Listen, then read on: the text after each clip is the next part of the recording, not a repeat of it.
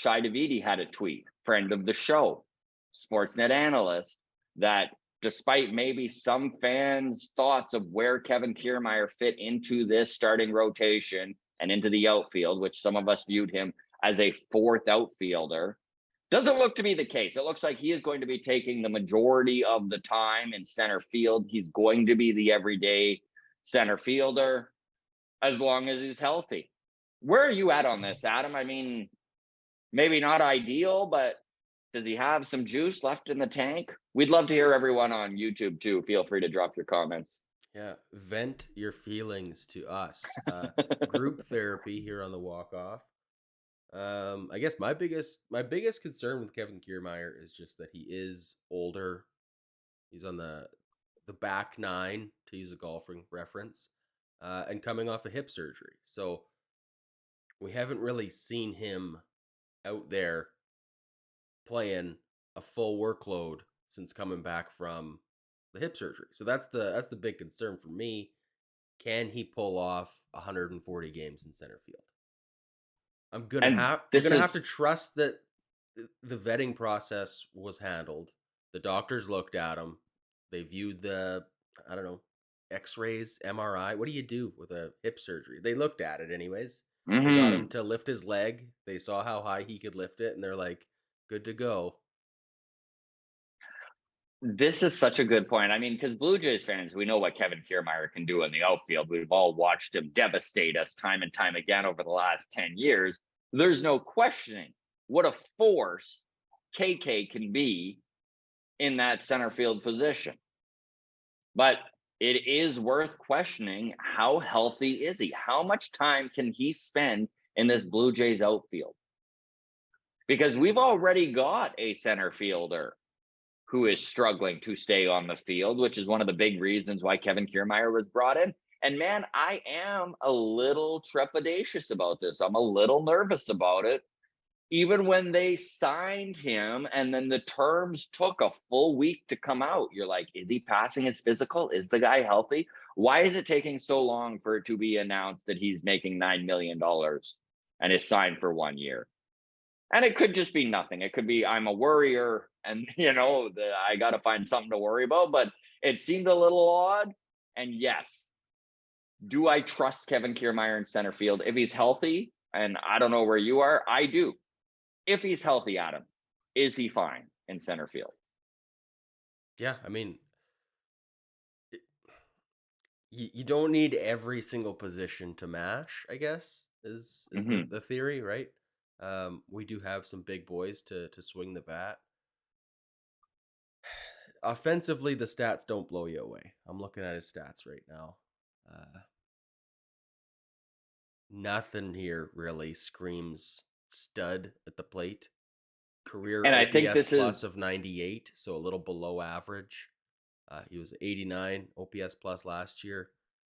Career batting average around in the 240s. So like, okay, not and this is a no whole. secret, right? Like we're well aware of where Kevin Kiermaier sits offensively. I know there's been a lot of talk about, oh my God, this is the dude they're bringing in to replace Teoscar Hernandez, and offensively, that is a fair statement.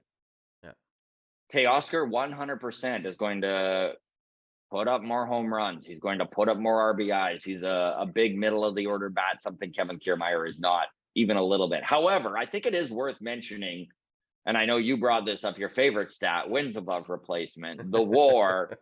It does look like it all washes out in the end, that Kevin Kiermaier is bringing enough defensively to the table that yes, he is a step down from Teoscar's production offensively, but defensively, he's such a step up that in the end, it actually looks like you're coming out uh, in the positive.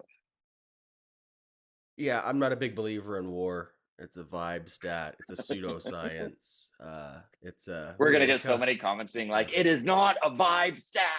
it's the Wizard of Oz of stats. It's trust me, we have an algorithm, but you wouldn't understand it. So don't even ask.